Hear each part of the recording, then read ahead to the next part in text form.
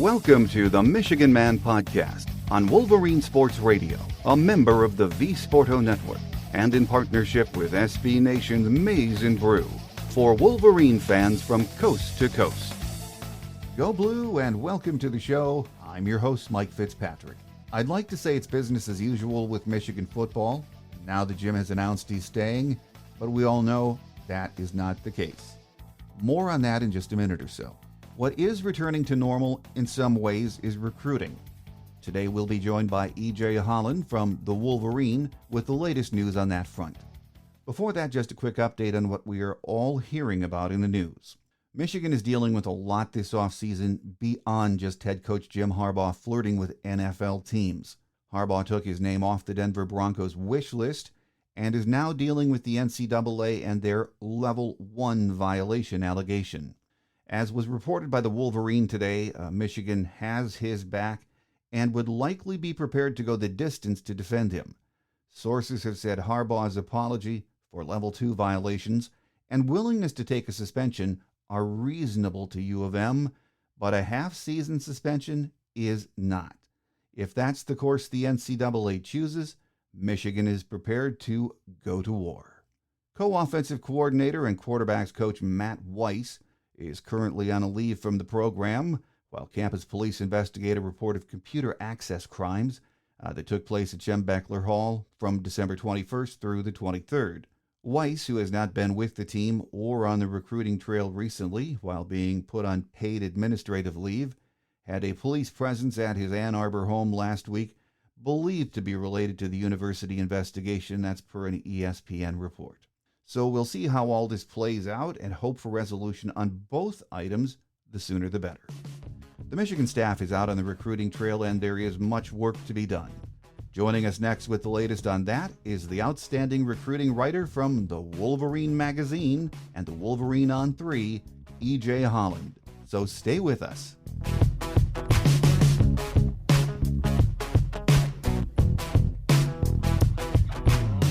Here with us this week is recruiting writer EJ Holland from the Wolverine magazine and the Wolverine on 3. Great to have you with us, EJ. Thanks as always. Glad to be back on the show. Well, we know what a crazy last couple of weeks it's been, so let's start with the big news.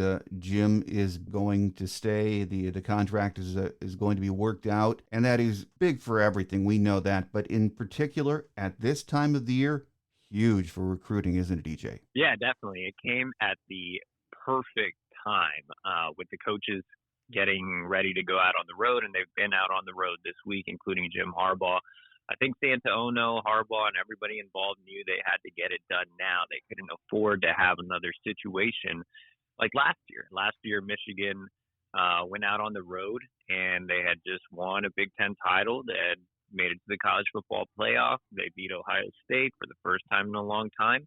Nobody wanted to talk about that. They wanted to talk about Jim Harbaugh and his NFL flirtation, so they couldn't have that again this year. In fact, a couple of days before Santaono broke the news on social media, which was great, by the way, but before he broke the news on Twitter, I wrote, Michigan has everything to sell and nothing to sell at the same time, because it looked like it was going to be another one of those situations where here we are again. You beat Ohio State again. You make it to the college football playoff again. You win a big title again, and yet nobody's going to want to talk about that. Now that this situation has been resolved, Harbaugh has come out with a more definitive statement that no man knows the future. You have everything to sell. You can talk about all the on-field stuff. You don't have to talk about the Jim Harbaugh drama. That makes it the job easier for Jim himself, obviously, but it also makes it easier for the assistants that are putting in all the work on the recruiting trail, that are hitting up multiple schools every day. They no longer have to field Harbaugh questions. They can just talk about the job they've done developing players, getting wins on the field, etc. So with the dead period coming to an end Friday, then players having or students having the day off for Martin Luther King Jr. Day. Tuesday was the first day coaches could really, really get out there and start grinding. And the announcement, I believe, came Monday. So or Sunday, I don't know. We're at a loss of days because it's been such a long process. But the announcement came, one of those days right before Tuesday when coaches could really get on the road. And so Harbaugh hit the ground running. He was out in the Pacific Northwest yesterday seeing 4-star tight end commit Hogan Hansen. So all is good in the recruiting world. Huge. We don't have to worry about that. And then also, really important is most of the staff is going to stay on board. Last year, you had so many changes. You lost both coordinators. You had guys switch positions, moving from offense to defense and vice versa. You had new guys come in. This year, it seems like most, if not all, of the assistant coaches are going to stay on board. And again, like I said, it kind of gives them a relief knowing their job is secure, that Jim is staying, and also having everything to sell on the recruiting trail during their multiple stops. So having Jim back, having most of the staff stay on board is absolutely crucial, and that sets the stage for Michigan to be able to rebound from a disappointing class and potentially have an elite class in 2024. So you think that given all of the media attention the last 2 weeks, at least because it has been resolved quickly, that it really won't have a negative impact on this class? Yeah, I think there may be a few recruitments that, you're making a decision really, really early, like Justin Scott, who's an elite defensive lineman out of Chicago. He's one of the most important targets on the board. Set a decision date before the Jim Harbaugh announcement came out, so I think it may have had an impact on him. Jaden Davis was supposed to be an early commit, making a decision in December. I think it may have had an impact on him as well. But overall, I think, again, the decision came at the perfect time with coaches being able to get out on the road. I still feel like they can put together a top 5, top 10 class. It's only January, right? They still have almost an entire year until the early signing period. And if they have even more success on the field, which the schedule is shaping up nicely, you have so many guys coming back, and you had the announcements of Blake Corum and Zach Vinter and others this past week. I think the stage is set, like I said, for a potential elite class in 24.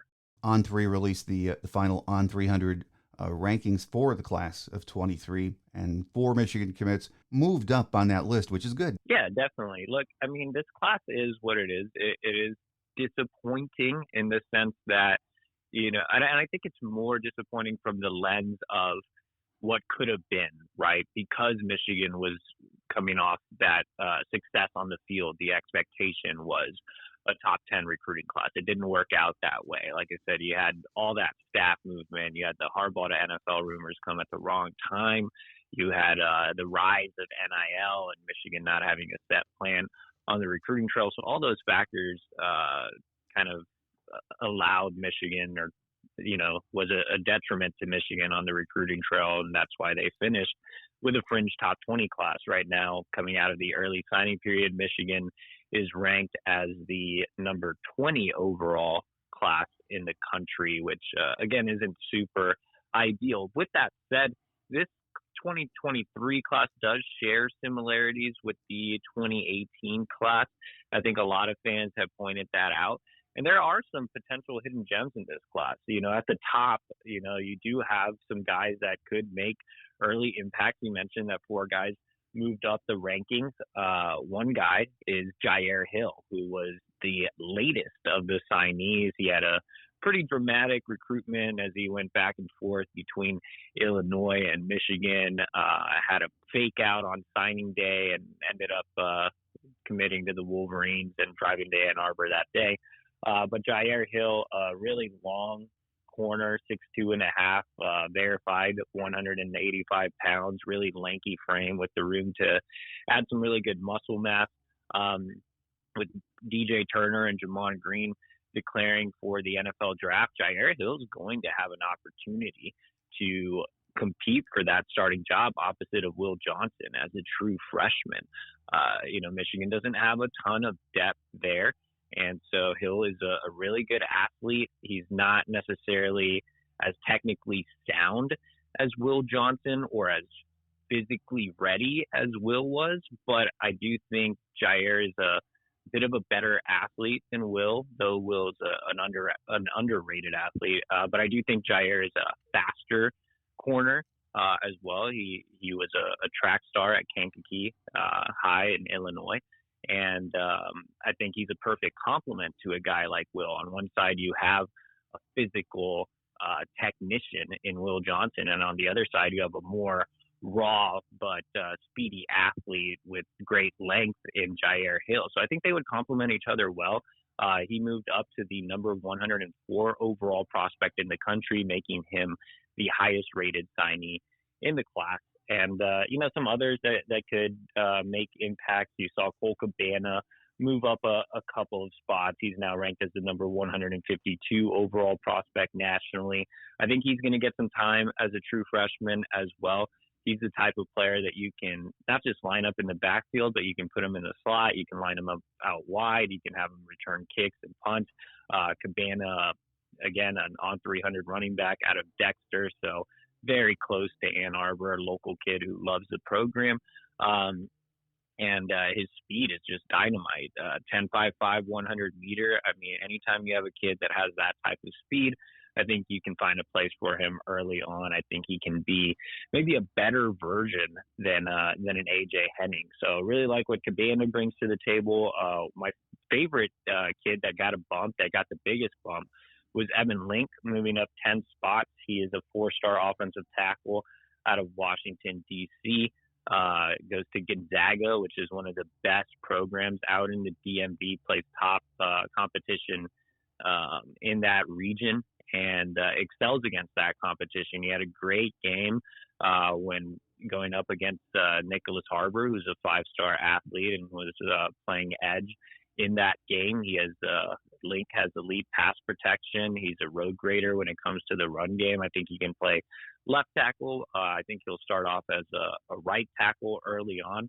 But he's a kid that's so technically sound already and so well built physically, especially in his lower half. He still has some room to add some weight in his upper half and add some strength under Ben Herbert. I'm really excited to see how Evan Link comes along under Ben Herbert and the coaching of Sharon Moore. But I feel like Link is a guy that can make an early impact along the offensive line. Maybe not as a true freshman. You don't really see a lot of offensive linemen get time as a true freshman, but I think he's an early year candidate in his career to be one of those next hogs up front that Michigan has produced. I mean, back-to-back Joe Moore awards. Sharon Moore knows what he's doing as far as coaching guys on the field. He's always been a great identifier of talent, and I think he got a true big fish in Evan Link, beating out Penn State and Stanford. But like I said, maybe this class does have some similarities to 2018. There are some nice gems in the class. A few guys that I'll point out before I let you move on, Mike, is Trey Pierce, who was a late addition, 3-star defensive lineman out of Chicago. Brother Rice, about 6'3", 290 pounds, kind of Mason Graham-esque. I'm not saying he's going to be right at the level of Mason, but I do feel he's a similar type of prospect, a late riser, former Wisconsin commit, doesn't have the ideal traits that maybe the rankers look for in terms of NFL prospects, but he is going to be a very, very good college football player, even though he's 6'3" and isn't that height type guy. He does have really good length. I think he could be in the mold of a Mason or a Chris Jenkins. I feel like he could play those spots and play it well and play early. I think he's going to be a super productive college football player. Another under the radar recruit I'm really excited about is Jason Hewlett. Was a late addition out of Youngstown, Ohio. Michigan fans have been clamoring for more talent additions from the state of Ohio. Well, you got one in Jason Hewlett, who I think is a steal, a former Cincinnati commit, 6'3", 215 pounds. I think he's a perfect fit at linebacker. Michigan took him as a defensive athlete, but I see him projecting well to linebacker. He moves really well in space. He knows how to cover. He's a guy that can get sideline to sideline in a hurry, which is a necessity in Jesse Minter's defensive scheme. So I really like what Jason Hewlett brings to the table, just a really plus athlete when you look at him. And then Samaj Morgan, another in-state guy.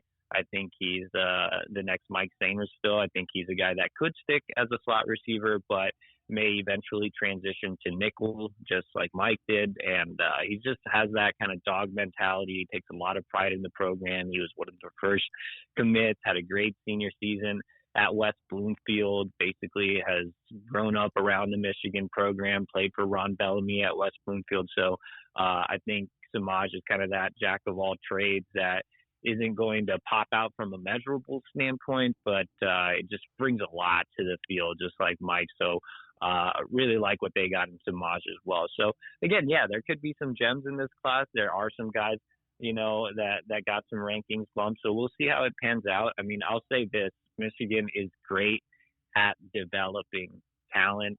They have one of the best strength and conditioning coaches, arguably the best in the country, in Ben Herbert. So I think that puts Michigan at an advantage when you look at a class that's maybe not as highly touted. Plus, the Wolverines were able to fill out nicely in the transfer portal as well. So, EJ, as it stands right now, the class of 23 has 23 commits. You mentioned five-star Nicholas Harbor. He is still undecided. Is Michigan losing ground in any way with him? I think there was a point of just murky waters with the Jim Harbaugh situation, and not a lot could be done about that. But now that that's over, I do expect Harbaugh to make an in-home visit potentially next week, along with Ron Bellamy, Michigan's wide receivers coach, who has been leading the way in this recruitment. The school that has popped up is Oregon. They weren't really in the mix early on. They are now scheduled to receive his final official visit before National Signing Day next month. Oregon is very NIL friendly. They have a great track program backed by Phil Knight and Nike. The football is not bad at all either. It is very far away from home, but I have seen some DMV guys go from, Washington, D.C., Baltimore area out to Oregon in the past. But I think distance is something that he's taking into consideration. But the combination of football, track, and NIL is definitely something that appeals to Harbor when it comes to Oregon. You still have others fighting, like hometown school Maryland. He's been there quite a bit.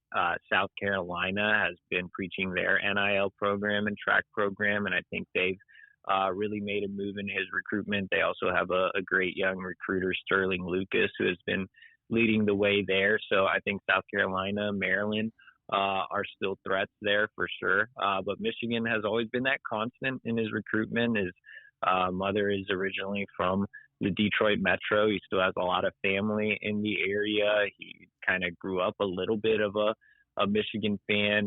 Michigan obviously has the advantage when it comes to academics, and we've said this ad nauseum, but he's a 4.0 kid. His father works for NASA. His mother's a pharmacist, so they really do take academics seriously as well. So I think Michigan's still in the hunt here. They're still right in the thick of things. I think with Harbor, it's really coming down to the wire. That's why he decided to wait until the late period. He was kind of a late starter on the recruiting trail in terms of not making visits. He's a guy that was occupied with track. Remember, he's an elite track athlete that runs a 10-2-8 100 meter. So he was competing in national track meets throughout the entire summer. So he didn't make official visits like other kids did. So again, I think this was coming down to the wire. I think it's one of those later recruitments where Harbor actually did need to take his time. It's not one that he's just trying to drum up some drama or anything like that. I think he truly is undecided, and that means that the in-home visit with Jim Harbaugh is going to absolutely be crucial. There are two other big-time targets that are still uncommitted. Stanford D-line commit Cameron Brandt and former Wisconsin commit Jamel Howard. Are they still considered long shots for Michigan? Not at all. I think Michigan is in a strong position to flip Cameron Brandt from Stanford. In fact, I put in an on-3 prediction this week. Brandt is scheduled to come in for his official visit this weekend. If all goes well with Brandt in Ann Arbor, I could easily see him flipping. Remember, Stanford had a coaching change with David Shaw departing, which was a big hit and a big reason why Brandt decided to wait until the late period. So I think the opportunity is there. Mike Elston has done a terrific job recruiting him. Brandt loves the combination of elite academics and elite football. He committed to Stanford in large part because of their academic reputation. Michigan obviously has one of the best in the country there. They have better football than Stanford. And most importantly, they develop guys better than Stanford, especially at his position. He's a little bit of a tweener. Michigan likes him as a big edge, but I could see him, spinning down and playing more of a 3 technique. Either way, Michigan has great production at those positions, and that'll be a strong selling point. I think if Michigan just overcomes distance this weekend with the Harbaugh situation situated, I believe they can flip him from Stanford. I think Jamel Howard, the window has closed a little bit. Michigan got him on campus for an official visit right before the early signing period. He opted not to commit. Now he's considering several other schools. LSU has gotten involved. Ole Miss is set to receive a visit. Illinois is set to receive a visit. They're pushing hard to keep him close to home. I don't think Brandt or Howard affects one or the other. Like I said, they're looking at Brandt to fill more of that big edge role after losing Collins and Chiampong late in the cycle, whereas Howard is more of a nose prospect. I still think Michigan's in there with Howard. Mike Elston was in Chicago seeing him on Friday, where coaches were a little limited on the recruiting trail. Mike Elston made it a priority to go out to Chicago to see him as well as some others in the area. But I think that's a little bit more of a bigger fight than Brandt is. And the thing to note with Brandt is it's Michigan or Stanford. He's not considering any other schools. Michigan will be his lone visit before he makes a decision, and he's hopeful that he'll be making a decision after the visit to Michigan. So we'll see if the Wolverines can lock up the deal with Brandt, and we'll see how things shake out with Howard. Well, EJ, it's been another significant portal off season for Michigan. Could we still see more additions via the portal? Potentially. I think our team guys, Chris Ballas and Anthony Broom and Clayton Safety, have done a terrific job of covering the portal. I do think if Michigan adds another portal guy, it'll likely be a cornerback, like we talked about with Jair Hill earlier. Yes, he has an opportunity to make an impact as a true freshman, but you would still like some more experience at the position. Michigan looked at some guys via the transfer portal during the early window. They didn't land any of those targets or create some real movement there. So I think if they do add another portal addition, it has to be a cornerback. Like I said, I mean, it's great to see Jair Hill have the opportunity to compete for a starting job as a true freshman from my perspective, because I love Jair Hill and I covered him as a recruit. But if you're a Michigan fan, I think you'd feel more comfortable with more experience at the cornerback position. So we'll see. There's some various rumors floating around about different corners that could enter the late window transfer portal. So we'll see if that shakes out. But I do think that that corner would have to be the priority if they do take another transfer portal addition. Well, turning our attention to the class of 24, which the staff is doing now, let's start with quarterback Jaden Davis. He keeps pushing back his commitment announcement dates, and maybe that's because of what was going on with Jim Harbaugh, but what do you think's going on with him? Yeah, I do think the Harbaugh situation had a little bit to do, maybe a decent amount to do with him pushing back his decision date. Remember, he was supposed to make a decision in December. Then he talked about potentially making the decision in January. Our On3 national analyst caught up with Davis while he was visiting the All-American Bowl in San Antonio earlier this month, and he says every time he thinks he has a commitment date in mind, he pushes it back. So whatever that means. I think right now it's kind of a wait and see type of deal. Look, I still think I want to make one thing clear. Michigan is still the favorite in this recruitment. He has great relationships with the staff, particularly with head coach Jim Harbaugh. With Harbaugh coming back, I think that still puts Michigan in a strong position to land him. Obviously, you have the computer access, whatever you want to call it, issues with Matt Weiss. But even if Matt Weiss is no longer a part of the Michigan program, which we don't know, we'll see how that computer drama shakes out. Just a really odd situation there. But I think this has and is still Harbaugh's recruitment to win. This was always going to come down to Jim Harbaugh. Davis loves Harbaugh personally. He loves his experience in the NFL, both as a coach and as a player. He loves the fact that Jim Harbaugh played the quarterback position, which other head coaches can't really say at the collegiate level, at the NFL level. He's in the Indianapolis Colts Ring of Honor. I mean, Harbaugh can sell a resume better than anybody in the country to a kid like Jaden Davis, who isn't necessarily a guy that's a feelings type of recruit. He's not a guy that really loves the relationships process. He wants to be developed. He wants to get to the NFL, and that's the number one priority on his to-do list when it comes to looking at potential suitors. So Michigan is still very high up there. But I do think that the door has opened up a little bit. I think other schools are starting to make Davis a little bit more of a priority. I think the good news is you have some schools that have already landed quarterback commitments that are no longer options for Jaden Davis. Georgia has their quarterback commit, and they're actually looking to make a move for Dylan Raiola, who's the number one overall recruit in the country. Florida has a quarterback commit. LSU has a quarterback commit. So you have all these other schools that have quarterback commits that Davis was looking at. So right now, I think the primary competition is Clemson. Clemson is looking to get him on campus for their Elite Junior Day on January 28th. And Dabo is expected to see him at his school this week, I believe. So Clemson's still very much a player there. But Clemson's recruiting other quarterbacks. Cade Klubnik is a young guy. You're probably not going to see the field right away, whereas if you come to Michigan, JJ could be on his way out. So, that's something he could be considering as well. Clemson also has a new offensive coordinator in Garrett Riley, who's definitely an exciting hire, but, I think Davis still needs to get to know him a little bit. And Clemson is recruiting other quarterbacks. Along with Davis, they're looking to bring in Walker White, who's another quarterback they are targeting in 2024 for that Elite Junior Day. So a lot of moving parts with Clemson is basically what I'm trying to say. North Carolina is making him a priority. But obviously North Carolina doesn't have as much to offer as Michigan does either, on the field. Obviously, Michigan is a superior program there, but North Carolina is making him a top overall priority. He is expected to make a visit there this weekend.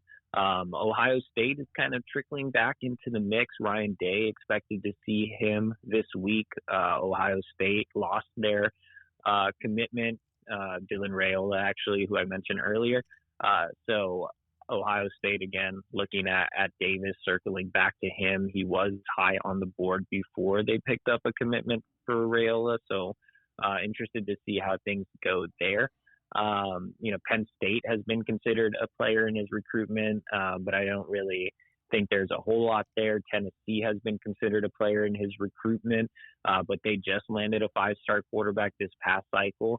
I think other schools are there, but I don't think Michigan has a true competitor in terms of, all right, this school is going all in on Jaden Davis, aside from maybe North Carolina. But, until Clemson goes all in, until Ohio State goes all in, I'm still pretty confident in where Michigan stands. And even if those schools, even if Clemson and Ohio State say, you know what, Jaden Davis is our guy, I still think Michigan has a strong chance. But on the flip side of the coin, I do think Michigan needs to have some other options. I don't think they can afford to do the all your eggs in one basket approach again. It didn't work with Dante Moore last cycle. And so now you've gone back-to-back cycles without landing a true quarterback. You had Alex Orji and Jaden Denegal 2 cycles ago. Last cycle, you had Kendrick Bell. So more project athletes at the position. You need a true quarterback this cycle. I think it's time to expand the board. There was a report out there from a local Phoenix affiliate that Harbaugh was in Arizona yesterday seeing Dylan Raiola, who I mentioned is the number 1 overall recruit and the number 1 ranked quarterback in the 2024 class. I would like to see Michigan take another look at Michael Van Buren, who's a 4-star quarterback out of Baltimore St. Francis. St. Francis has obviously been very Michigan friendly. He visited in the offseason, so he's one that they could take another look at. But not to just go on and on, I do feel like Michigan needs to expand the quarterback board just in case, you don't want to be sitting in a situation where Jaden Davis does commit elsewhere and you have to scramble late after two classes without a true quarterback. Well, last Saturday, four-star Cincinnati Moeller running back Jordan Marshall was on campus for a visit. It sounds like this will be a Michigan-Ohio State battle, doesn't it, EJ? Yeah, I think those are the two schools right now. I think Michigan's in a really good spot with Jordan Marshall. I think Michigan is making him a little bit more of a priority than Ohio State is, but he is still in that top tier of backs for the Buckeyes. They're looking at several others. I think Marshall is Plan A or Plan A 2.0 for Michigan on their running back board, with the other highly touted prospect being Taylor Tatum out of Texas. But Marshall made his third visit to Michigan over the weekend. I think he's a more feasible land than Taylor Tatum, just being a Midwest kid, having visited campus already 3 times. He has developed a really good relationship with Mike Hart. He has, like I said, been to campus 3 times. He loves the family environment at Michigan. He's a guy that I think is that elite ball carrier that they need, that they haven't landed in the past couple of cycles since Donovan Edwards. The running back room needs a guy that's a true every down back like a Jordan Marshall. And so he loves what Michigan's done with their running backs, with Blake and Donovan. He loves the fact that Michigan is more of a run-heavy offense. So, also with Michigan beating Ohio State in back-to-back years, I think it opens the door a little bit more for high-end Ohio recruits to consider coming to Ann Arbor. So I really like the job Michigan has done there. I think the visit went really well. I think they'll have to keep fending off Ohio State, but they're in a strong position with Jordan Marshall. And they're a sneaky player with Taylor Tatum, who I just mentioned. He's another 4-star prospect. He's out of Longview, Texas. He's set to make his first visit to Michigan on January 28th. Mike Hart was actually down in the great state of Texas seeing Taylor Tatum yesterday. They're quickly building a relationship. And the thing about Tatum is he's actually been on Michigan's baseball radar longer than he's been on their football radar. So the baseball staff has done a terrific job of developing relationships with Tatum. He's an elite player in both sports. He expects to play both sports at the next level. Really special athlete. I think, like I said, if Marshall's your plan A, then Tatum's your plan A 2.0 or vice versa. I mean, these guys are extremely talented, and these are the type of backs that Mike Hart needs to land. Michigan should be a destination school for running back. I know Mike Hart loves his hidden gems, but I feel like you still need a top-end back like a Blake or like a Donovan for the future of the running back room, and Marshall and Tatum are those guys. It was a big weekend for some very important visitors last week. On Sunday, 4-star Cleveland Granville corner Bryce West visited, and I think On 3 has him 98% lean to Ohio State. What did you hear about his visit? Yeah, it's another Michigan-Ohio State battle for an Ohio kid, and Bryce West is an elite talent. I think On 3 has him ranked inside the top 30. He's clearly the highest-ranked cornerback target in the 2024 recruiting class. He's quietly made several visits to Michigan. I know a lot of people expected him to be an Ohio State commit early in the process, but he keeps on visiting. Steve Klinkscale has done a great job of building relationships with him and those around him. I know Wes personally loves Klink's track record of developing corners and just him personally. So, yeah, Klink has Michigan in the mix here. I think if it's not Ohio State, it's Michigan in this recruitment. I do think Ohio State has the lead. He has several connections. Glenville, his high school, has historically been very Ohio State friendly. Ted Ginn Sr. is the head coach there. Obviously, Ted Ginn Jr. was a star at Ohio State. So I think he's in a very pro-Ohio State environment. But Michigan just needs to keep chipping away, keep getting him back on campus, keep building those relationships, and that's what Klink is doing. He is the number one priority on the cornerback board, so we'll see how it shakes out. I'm definitely not predicting Michigan right now, but you never know. I mean, Klink feels like he has a good enough shot to continue to invest a lot of resources in this recruitment. Well, on the wide receiver front, we've offered a lot of really high-caliber kids, so let's throw a few names out there, and you tell us where we stand with them, starting with Ryan Wingo from St. Louis. Yep, okay, we'll go kind of rapid fire. So Ryan Wingo visited Michigan in the offseason last year, came back for the game against Michigan State. This is going to be a tough recruitment to win. He is a five-star level kid. He has offers from around the country. I think Tennessee is probably the early favorite, but Ron Bellamy doing a great job. Just saw him on the recruiting trail last month. And I think Michigan is probably in that top 5 group, but still some work to do there. But he is a tremendous talent and the highest rated prospect on a really good wide receiver board. Yeah, and another really good one is I'm Marion Stewart from Illinois. I think he's from Bolingbrook, Illinois. Yep, from Bolingbrook, Illinois, same school that produced Tyler McLaurin, linebacker signee from a couple of years ago.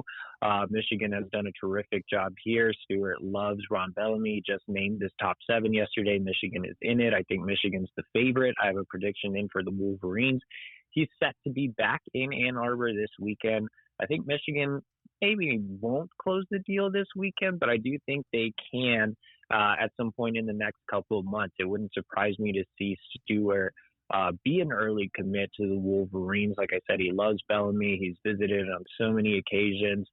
He has a lot of Chicagoland connections to the program. So I think Michigan is far and away the leader early on. Well, another 2 receivers are teammates of Jaden Davis. You have Jordan Shipp and then Michigan legacy Channing Goodwin. Are we still on good terms with them? Yeah, even regardless of what Davis decides to do, you have to remember that Davis transferred in to Providence Day. So Channing Goodwin and Jordan Shipp were already really good friends. They're guys that I think if Goodwin commits to Michigan, being a legacy recruit, I think he would have more of a pull with Jordan Shipp than Jaden Davis. And that's not necessarily the popular opinion out there, but it's one that I have. I mean, these two have been friends much longer, and Jordan has told me that he would love to play with Channing. So I don't necessarily think if Michigan misses out on Jaden Davis, that automatically drops them off the list for Channing Goodwin or Jordan Shipp. I do think Michigan is in a great spot with Channing Goodwin. Obviously, like you said, being a legacy recruit, his father, Jonathan Goodwin, not only played at Michigan, but he played with Ron Bellamy, who is Channing's lead recruiter. And I believe he's only one of 2 Michigan players to have played for Jim Harbaugh in the NFL. So he made it to a Super Bowl with the San Francisco 49ers while Jim Harbaugh was the coach there. So he knows Harbaugh, he knows Bellamy really well. I just think there's too many ties there for Michigan not to win over Goodwin despite, the Jaden Davis recruitment. And then Jordan Shipp has visited Michigan, I want to say 3 or 4 times already. He's loved every visit. He has a great connection with Ron Bellamy. He's a priority on the board regardless. He was a team captain as a junior. He really fits that Michigan kid profile, terrific personality, a guy that you can play in the slot or on the outside, a leader for a Providence Day team that is loaded with elite prospects. So I do think Michigan is high up on the board for Jordan Shipp, again, regardless of what happens with Jaden Davis. And I know we're still really early in this recruiting cycle, but are there any other names you can sort of throw at us that we haven't discussed that you are big-time players trending Michigan's way? I think, you look at tight end and you have Brady Prescorn. He's the number 1 ranked prospect in the state of Michigan by On3. He's visited Michigan a couple of times, has a couple of ties to the program.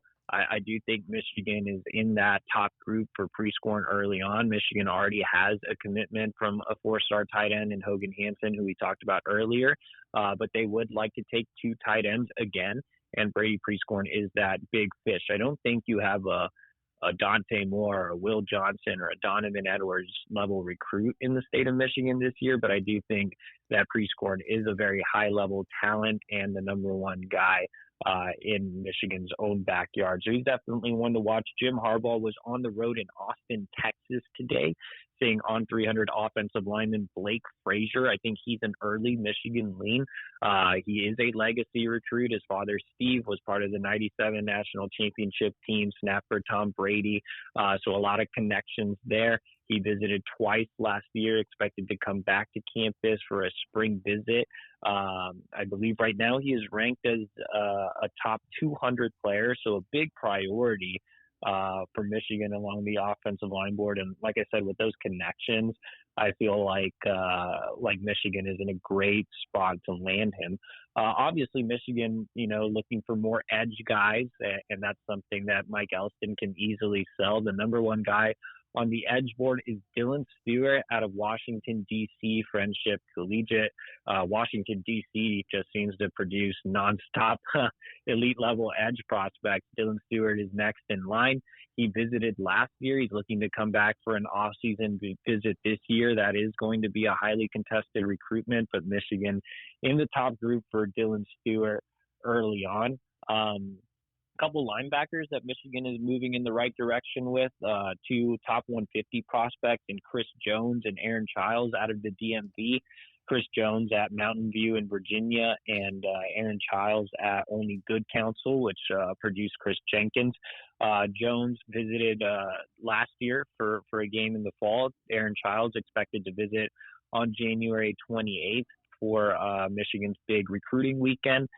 Really love what Chris Jones brings to the table. He's a bigger, physical linebacker that has a lot of experience coming off the edge, but projects more as an inside backer. And then Aaron Childs, just I call him the Maryland Monster. He's just a terrific player in the interior of the Good Counsel defense. He's a guy that's extremely physical. He has terrific sideline-to-sideline speed. He's a guy that's very comfortable covering in space. I think Aaron Childs is by far my favorite linebacker on Michigan's board. Terrific to see him coming in for his first visit next weekend. And then lastly, I'll throw out Jacob Oden, who we talked about Sunday visitors. He was the third Sunday visitor. He is another legacy recruit. His father, Rod, is the head coach at Harper Woods and was a walk-on at Michigan in the 90s. With that program connection, I think Michigan is in a great spot to land Oden, who's a top 300 player at the safety position, can also play some nickel and some corner. On top of that, Rod Oden, his father, has known Steve Clinkscale for more than 20 years. So actually, Steve Clinkscale met Jacob when he was an infant, so that relationship goes back a long time. It would be surprising if Oden doesn't end up in Michigan's class in 2024. So yeah, the Wolverines trending for a lot of elite talent. I think in 2023, Michigan was only able to pull in 5 top 300 prospects. They already have 2 committed in 2024, and I think they can land a lot more, including some of the names that I just mentioned. Well, I know this is a tough question to answer, but do you think we'll see a flurry of commits or this class start to fill up earlier in this cycle now that the Jim Harbaugh contract situation has been put to bed? Yeah, I think they could build some momentum over these next couple of weekends. Somebody like an Amarion Stewart might say, hey, I want to just go ahead and shut it down now. Someone like a Jacob Oden coming off his visit could say, hey, I want to just shut it down now, lock up my spot. So a lot of visit highs could lead to some commitments. I think some spring visits could definitely lead to some commitments. So yeah, I think Michigan has always really invested in summer official visit season, but I think this class could fill up earlier than previous classes to where you just don't have to solely depend on those summer official visits to seal the deal. I think guys could jump on board a lot earlier with the Jim Harbaugh situation resolved, as well as Michigan proving that it wasn't a flash in the pan, now winning back-to-back Big Ten titles, college football playoff appearances, wins over Ohio State. A lot to sell for the Wolverines on the trail. Well, final question before we let you get away, EJ, and I think both of us don't like to talk about NIL a lot and how it's working right now, but as we know, it's here to stay. So if Michigan gets their collectives ramped up, and we're supposed to be getting more news about some of that in the next week or two, even though we're never going to do the pay-for-play game, is it still possible in this new world of recruiting to expect top 10 recruiting classes? Yeah, NIL has become kind of a necessary evil. Everybody thinks I love NIL because I always write about it, but definitely, if it was up to me, it wouldn't exist. But no, I mean, it is great for players to get paid, but obviously it has become kind of a different beast and not necessarily what it was intended to be on the recruiting trail, which I'm not necessarily sure how you avoid. Look, Michigan knows it needs to adapt. There was no firm NIL plan on the recruiting trail last cycle, and that really hurt Michigan. You can talk about Jim Harbaugh's NFL flirtation, you can talk about the staff movement, but at the end of the day, I think the biggest negative towards Michigan was the lack of NIL. And that's why Michigan wasn't really able to make up ground late in the cycle. You reflect back to the 2022 class, and Michigan had an amazing close. They couldn't recover from their stumbling out of the gates with the Harbaugh situation and with the coaching staff movement because there was no NIL plan, whereas other schools took advantage of NIL and really closed late. So I think Michigan knows it needs to change. We always keep hearing soon, an announcement coming soon. Soon needs to be now. We can't hear soon anymore. We can't hear another week. I think you said, we're supposed to get news in a week or two. It's always 1 or 2 weeks. That's how it seems. And I've been really pessimistic about it, especially since, again, we've been hearing soon since last summer. But one thing that really does give me optimism is Santa Ono. You obviously saw his investment in athletics through the Jim Harbaugh coaching process. Getting that deal finalized, breaking news on Twitter himself.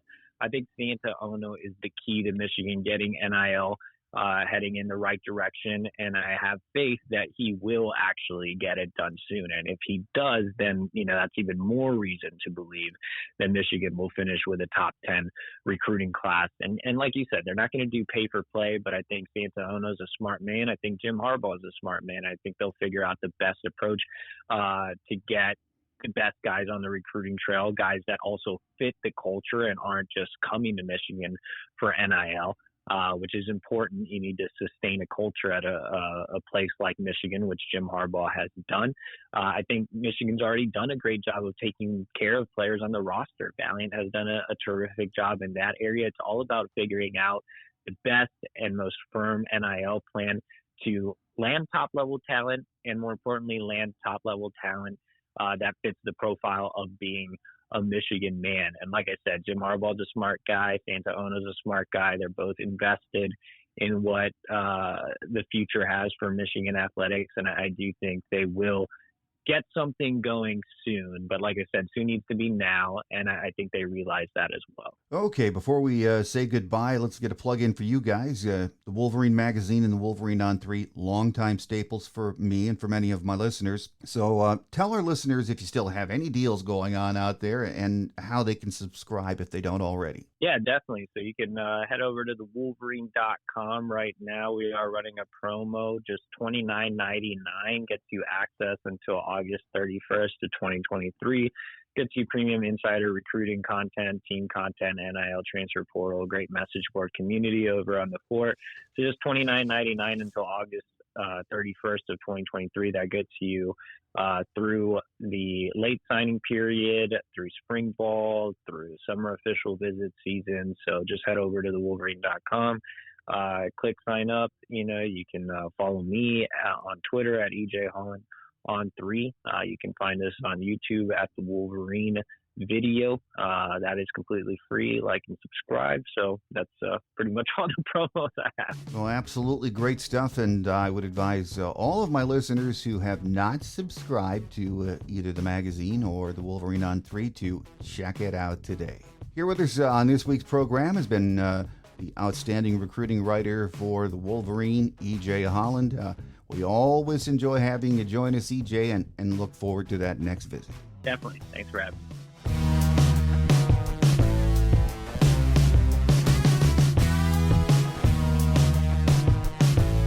On Quick Hits today, Michigan basketball, 10-7 overall, 4-2 in the Big Ten, is on the road at Maryland tonight.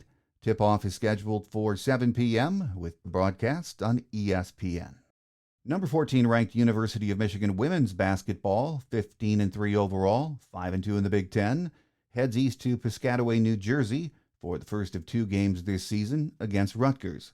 That's tonight at 8:30. The game can be seen live on the Big Ten Network.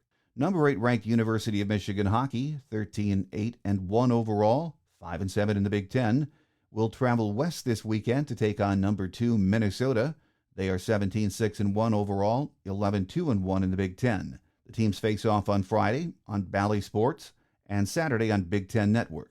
Puck drops at 7 p.m. Central, 8 p.m. Eastern Time, both nights. that will do it for now. We'll be back next week with the latest news and maybe even switch gears and talk some Michigan hoops because it's about time we did that. Something tells me, though, we're going to have a busy off-season with football, and we know that's what most of you want to hear about, so we'll see how things go and try to stay on top of that. Thanks again for tuning in. I'm your host, Mike Fitzpatrick.